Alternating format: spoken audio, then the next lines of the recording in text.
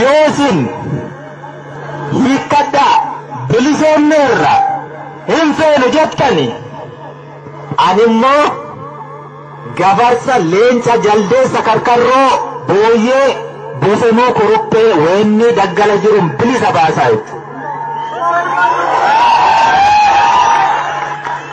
Siniin galle isin bilisa ba'uun barbaannu yoo jettaniyyuu qawwee kiyyan hiikkadhu leencaaf qeerransa kiyyan bilisa ba'a. Mukti Oromootu bilisoomuu qaba. Wareegama kafalaa ture. Gudeelcha meeqa qirrinneetiniini diina danqaa ture. Isan bilisoomsa yoo ati bilisummaan feetu ta'e. Nu qawween hiikkan. Namni nutti niine. Dhiigaaf lafeetiin hiikkanne. Eeyyee. Namni nutti hin jiru. Namni nurraa hiikun jiru. Kun ejjennaa waraana bilisummaa Oromoo zoonii hundarra jiruuti. As qofaa miti. Nuti waan barbaannu qabna. Waan manaa baaneefii qabna. Qawwee kan nutti hidhe Oromoo ilmaan isaa hagabsee kiisii isaa qullaa godhee gumbii isaa onsee deegee dafqa illee keessaa xureessee qawweenan keessan.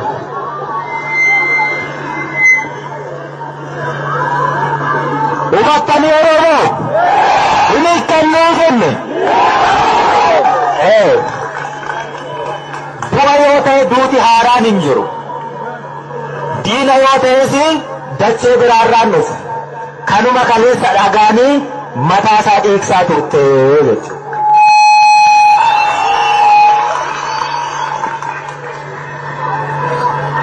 Kanaafuu gatai taagadi. Kanaafuu yeroo naasaa kiyya jalqabe komiinsin irraa qabadeera quba qabduumi. Xiqqoo waasin ibsuun barbaadeetiniini haasaa biraatti goree sarara yookaan kallattii haasaa kiyyaa hin daganne. Komiin ansin irraa qabu.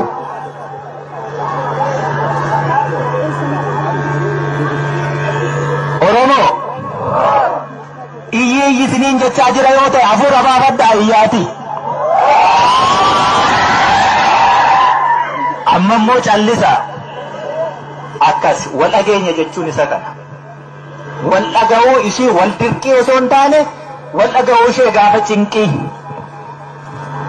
Komiin sinirraa qabaami. Na dhaga'e komiin kiyya maali? Ummaata kaa'annee deemna waan ta'eef. Namni sa'a qabu tokko sa'a isaa dheechisuu yoo danda'a ta'e kalootti haamee dhoqqee isaa jalaa haruu danda'a yoo ta'e bineensa irraa eeguu danda'a yoo ta'e dallaa itti ijaaree sa'aan isaa kuni waliin dhama'ee waliin rakkatee yoo ari'ee rimaa qabate rimaan sunis yeroo isaa dheegee jabbii yoo dhalatte aannan ilmeen sii kennaa yoo jedhanii itti laattaa. Waa hunda guuttattee taami. Aannan ilmuun si rakkisaa. Sintu akkas ta'e. Akkam baatan beektu. Ni loltan. Ni wareegamtan. Bakka yaaddanitti dhiyaattan. Bu'aa qabsoo firii wareegama keessanii waraabessi akkasinii tiksu itti kennattanii jechuudha. Kana komiin sinirraa qabu. Moo ka abbootii keenya sammuu keessatti biqilee daraaree hafe Oromoon barcuma siyaasaa qabatee taa'uu hin danda'u jedhantu unuttis darbe. Eebba tokko beektuu miti. Jaaroleen keenya akkatti eebbisan yaa nagaan nu bulchite nagaan nu bulchi. Mangistii argaa gubbaa bulchi.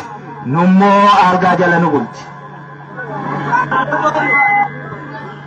Akkas hin taaneere loltan injifattan barcuma siyaasaa isa argaa jedhan qabachuu sodaattan ittiin rooftan.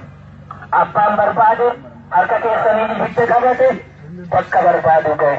Ati ammayyuu asuma dhoqqee dhiisaa jirtaa jette. Kan sobeeree qaba. Kana reefa miikiyya. Namatti laattallee jirru. Isa kaleessa nu dhiigse. Isa kaleessa nu deesse. Isa kaleessa nu hidhe. Isa kaleessa nu ajjeese. Hin ittisneefi. Hin sirbineefi. Akka waaqaatti hin faarfanne. Bilisa na baaseera hin jenne. Ergasii buuti dhaabbateera. Gaafa mootummaa Tigireeti wayyaanee jettee dhagaatti darbattu ilmi dhiiraa si biraa wareegame haati dhiiraa reeffa isaarra teesse. Gaafa ati nama kiyyaa na bilisoomseera jettee dhiichistu.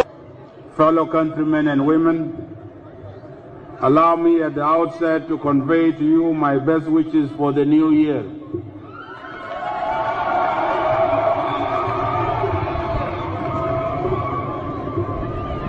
The year 2005 will mark a year of peace, not only for the whole of Sudan, but equally throughout our sub-region and Africa as a whole.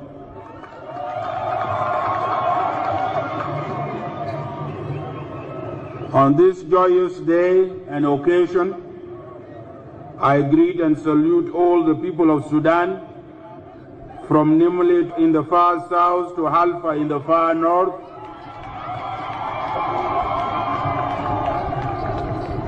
and from Janena in the far west to Hamashakreb and Port Sudan in the east.